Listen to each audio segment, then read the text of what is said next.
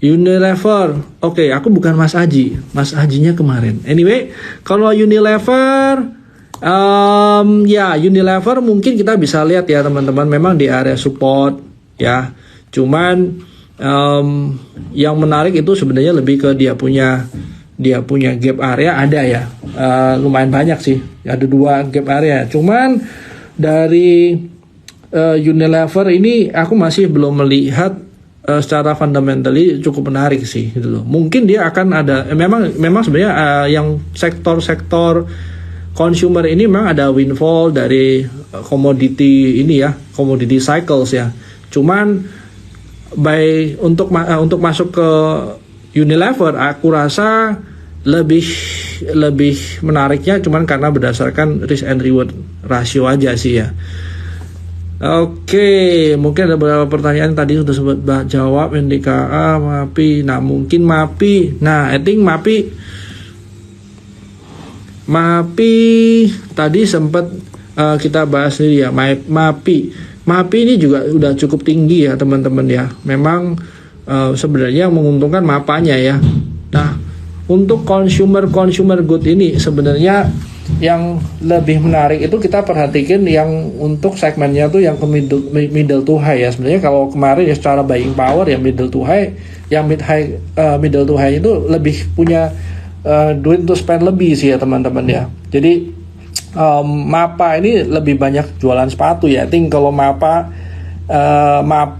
itu harusnya profitnya lebih besar ya daripada MAPI-nya. Tapi anyway, dua-duanya nggak begitu menarik ya. Kenapa nih? Kalau MAPA ya ini dia punya kenaikan ini nggak begitu kuat ya, karena nggak seimpulsif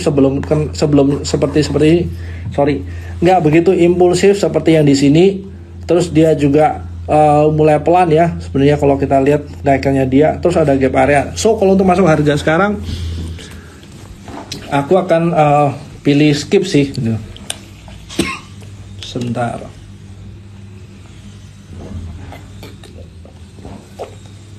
Nah, Raja. Oke, untuk Raja mungkin masih ada sih chances dia untuk naik ya.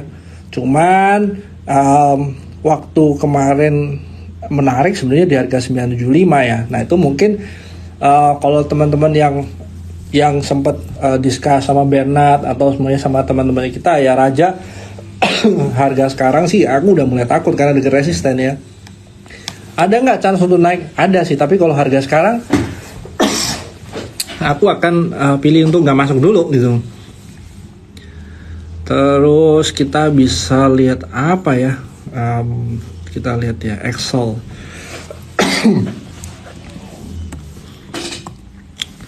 Nah, kita lihat Excel ya.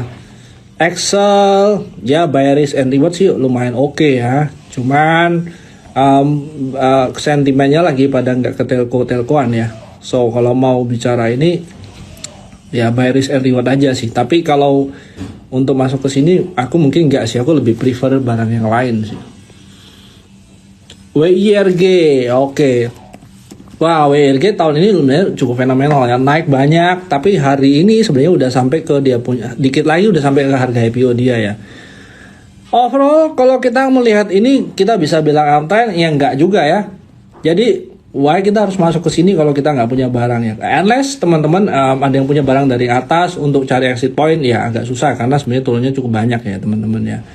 By technical sebenarnya nggak ada tanda-tanda dia akan naik ke atas ya, atau sebenarnya reversal. So kalau belum punya aku mungkin akan skip dulu, aku nggak akan masuk ke sini nih.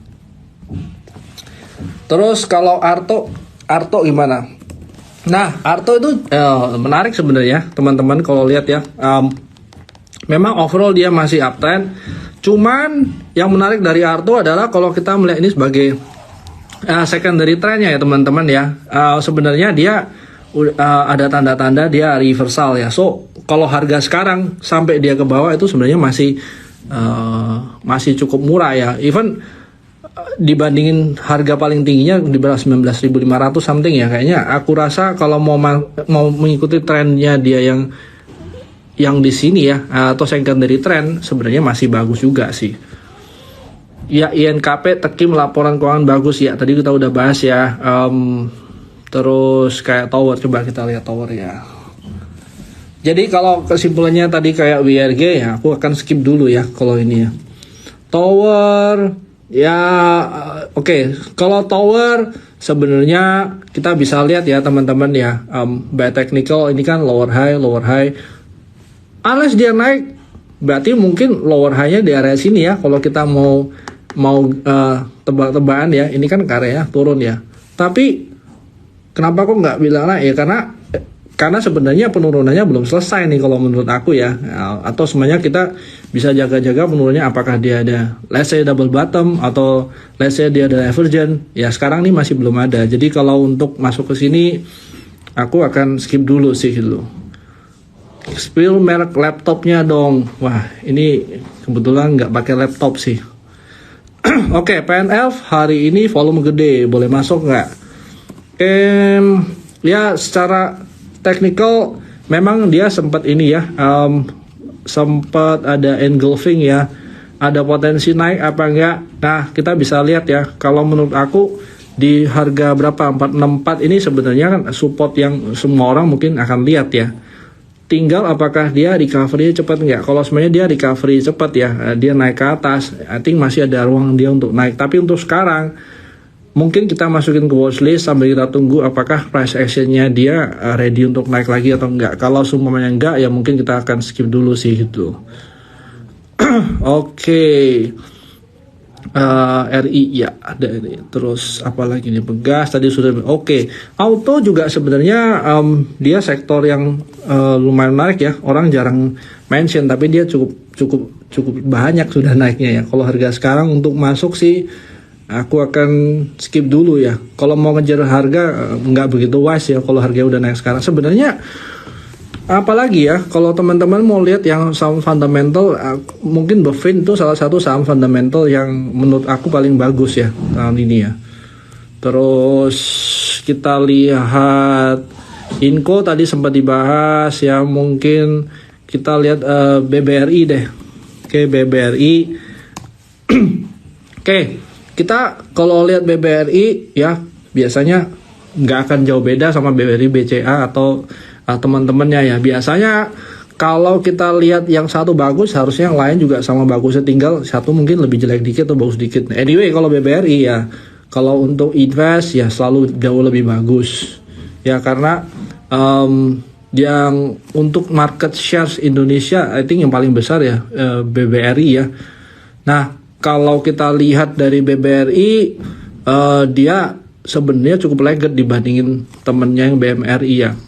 Nah kalau kemarin yang BMRI-nya udah buat apa nih, all time high nggak? Ya. Nah ini sebenarnya dia kita bisa bilang ini mungkin leading ya. Nah kalau teman-teman lihat BBRI mungkin ada satu area lagi nih di atas, itu area gap yang belum tutup. Nah just in case dia ada penurunan, ya menurut aku masih cukup menarik ya untuk diikutin kenaikannya. Terus oil and gas apa aja ya? Oil and gas sebenarnya kayak Wintermar offshore itu masih menarik ya. Terus juga kayak yang masih ada sektor oil and gas sih, tapi nggak begitu liquid sih teman-teman ya. Nah ini mungkin bisa kita lihat sih. Terus juga ada ADMR. Nah ADMR juga cukup oke sih. Aku rasa kalau mau masuk ya, harga-harga sekarang juga masih oke. Terus juga kemarin kalau kita lihat yang G20 harusnya yang green ini cukup menarik ya. Harusnya by technical juga supportnya nggak gitu jauh sih. Harusnya masih boleh sih harga-harga sekarang masuk sih. Coba kita lihat yang lain. Apalagi ya, JSML, XL. Oke, kita lihat ASA.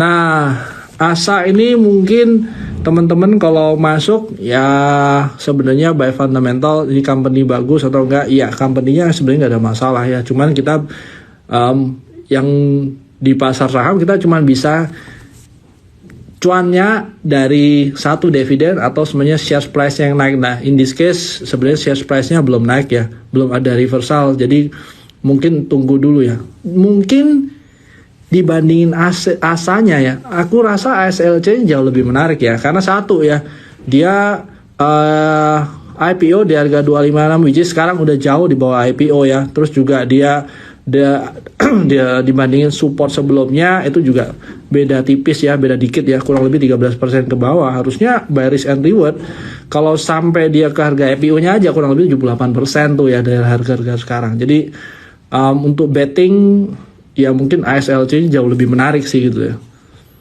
Kita bisa lihat lagi ya, ada betul tadi ada yang bicara ASLC. Hai Jogi. Oke, satu lagi. Nah, teman-teman kalau lihat ya, ini juga masuk salah satu emiten yang menarik di aku ya. Teman-teman bisa lihat yang emiten-emiten yang keramik ini ya, kayak Mulia lah, Arna, itu sebenarnya dia punya revenue juga bagus ya.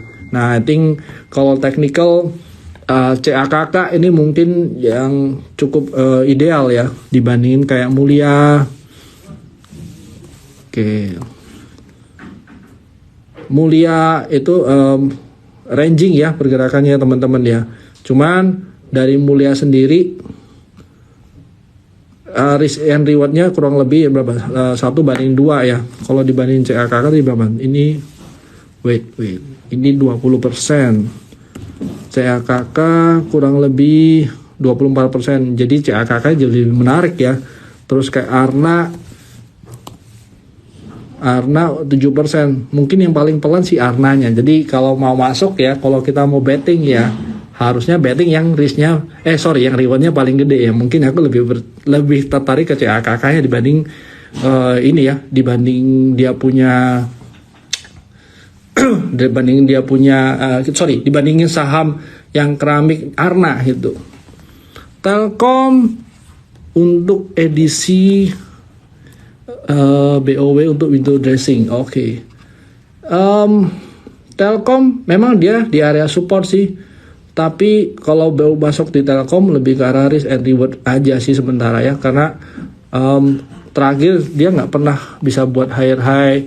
Terus juga dia memang pergerakannya cukup pelan ya penurunannya. Tinggal berapa sih ekspektasi returnnya kita. Kalau semuanya kita mau untuk window dressing, nah kita bisa lihat nih teman-teman ya, di sini mungkin area support 3840 ya udah. Yang perlu kita jaga adalah kalau dia jebol dari 3840 gimana, gue mau cut loss atau enggak. Sebenarnya yang harus kita jaga, aku selalu prepare jangan-jangan dia harganya di bawah 3840 barusan dia ada reversal. Nah, ini mungkin yang lebih harus kita prepare sih kalau masuk di Telkom ya.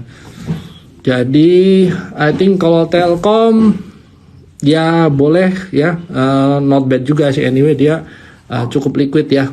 Jadi harusnya masih aman. AMRT. Nah, ini kemarin barusan aku ngomong sama research kita ya. AMRT ini kan sebenarnya PI-nya mahal banget 40 ya. Nah, mungkin salah satu kayak yang consumer retail yang menarik ya AMRT ya, walaupun dia PI-nya mungkin 40 ya. Cuman kalau kita benchmark ya sama